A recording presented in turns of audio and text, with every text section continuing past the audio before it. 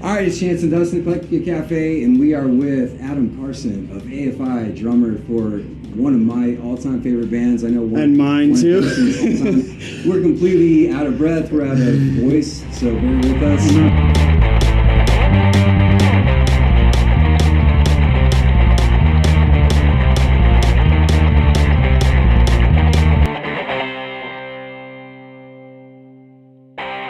I'm out of breath just watching you. Oh my lord! I was out of breath watching you up on stage, dude. I don't know how you get that stamina, but that was very, very impressive. Two encores. Yeah. You guys, how you come to Colorado not too often, every few years, right?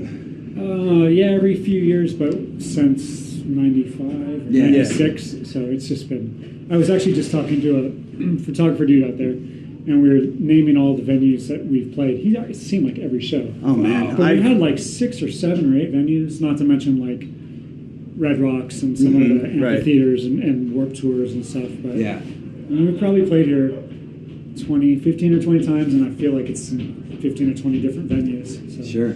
I remember I saw you guys with Dillinger Escape Plan at the Coliseum, and that was an incredible show too. Yeah. So at the Coliseum. I think it was at the Coliseum. I remember it was really big. Okay. And I remember it was with Dillinger Escape Plan, and it was probably my favorite show. Tonight was incredible, but that was my favorite AFI show. I can imagine Dillinger's always a good show. Dillinger was a killer show, but then you guys topped it off. Yeah, cool. You also played Total Immortal that night too. Anyway, so you guys have been playing music for a long damn time. How have you seen the scene grow and change with the advent of like technology like this that makes recording easily to do anywhere?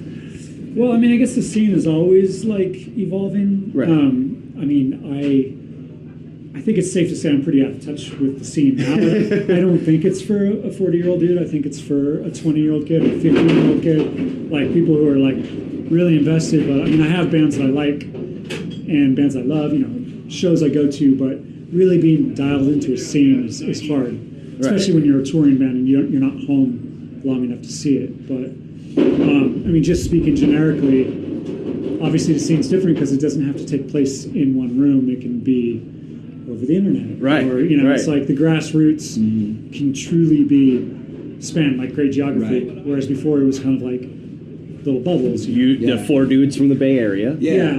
And I don't know what's better, but it's, I do know that without a doubt, anywhere in the world, there are some young kids doing cool shit. So how do you guys, do you think that a lot of young guys, like you're mentioning now, would have a leg up because of social media? Or does that just create even more competition that you have to wade through and sift through all these other people that can promote themselves so easily now? Yeah. That you guys didn't have that before.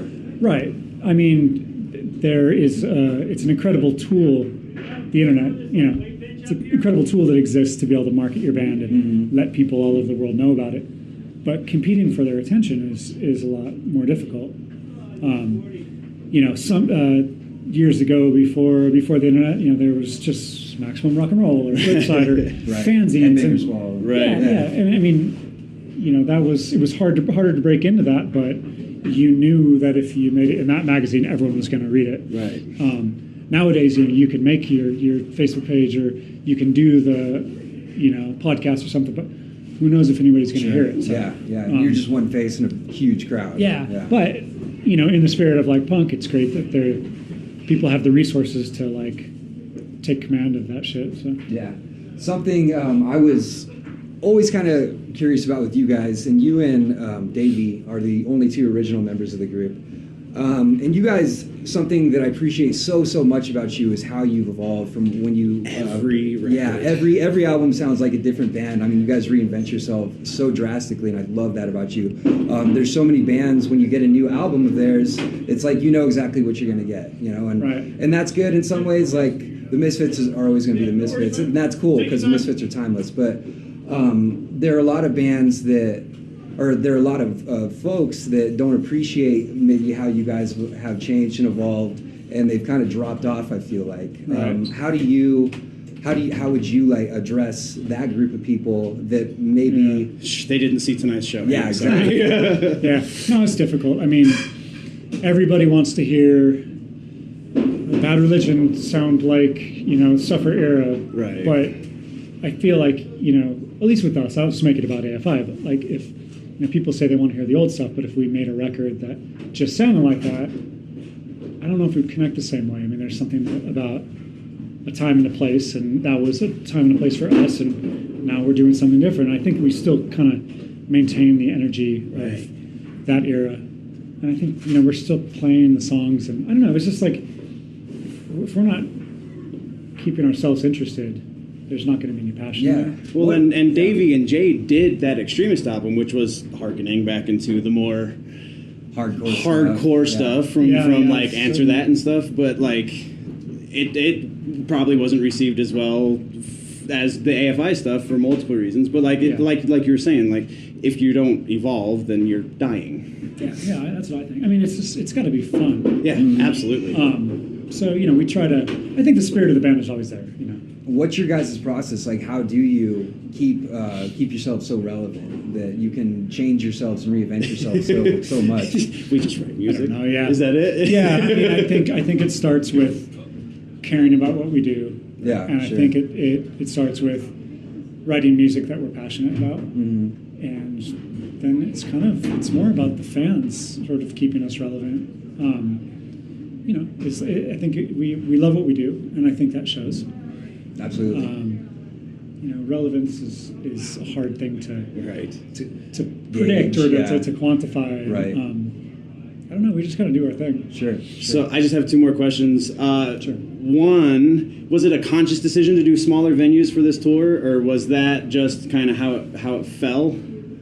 Yeah, we kind of wanted to make sure we played rooms that were full, and we're realizing maybe we could have played some larger rooms in certain towns, but I don't know, I'd rather, this was fun. Like the stage was small and the crowd was close and on top of us, and it really felt like there was a good energy between, the crowd and the band. Mm-hmm. And then a slightly nerdy question about your kit. How big is your kick right now? How many inches? Big. It's 20. Are you compensating? They unveiled that, and I went, wow. Like that's 20, probably the 24. Yeah, that's it. Yeah. It looked like it was like 32 from where I was standing. Yeah, but like it's also it's an acrylic kit, so you see right through it. It sounded incredible. Thank you. Yeah. 24 is a real common size for. I mean, it's a little bit bigger than a 22, which is standard. Right. Yeah. But it's not like a 26, or I'm not Tommy Lee with. Are we still talking about? I mean, Tommy Lee. But, yeah, so I guess if in that case it'd be directly proportional, right? And I mean, in your kit, it matched the theme of the album with the blood and everything. And my last question is, what was going through your guys' minds writing this album? What was kind of the overarching theme, I guess? Well, that's always difficult to ask the drummer because I'm not responsible for the lyrics, but I do know that we're calling it the blood album because Davey realized that there's in the lyrics there's numerous references to blood, but I think a lot of the themes are about perception and identity and people's misperceptions of identity, and he when he writes songs, when he writes lyrics, they're always about a lot of different things, but there's always like that thread that goes through all of them that ties them together. Right. So, blood. It was blood album. Thank you so much for an incredible show. Yeah, it's amazing. Can't wait for the next one. For sure. Cool. Appreciate it. Eclectica Cafe.